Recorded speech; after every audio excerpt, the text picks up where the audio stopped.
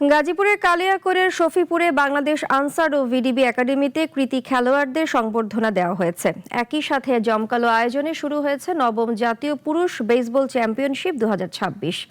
রবিবারের এই অনুষ্ঠানে প্রধান অতিথি হিসেবে উপস্থিত থেকে এর উদ্বোধন করেন যুব ও ক্রীড়া প্রতিমন্ত্রী আমিনুল হক। বিশেষ অতিথি ছিলেন আনসার ও ভিডিবির মহাপরিচালক মেজর জেনারেল আব্দুল মোতালেব সাজ্জাদ মাহমুদ। অনুষ্ঠানে জাতীয় ও আন্তর্জাতিক পর্যায়ে সাফল্য অর্জনকারী আনসার ও ভিডিবির কৃতী খেলোয়াড়দের বিশেষ সম্মাননা দেওয়া হয়। অনুষ্ঠানে বক্তারা তৃণমূল পর্যায়ে বেসবল খেলাকে ছড়িয়ে দেওয়ার প্রত্যয় ব্যক্ত করেন।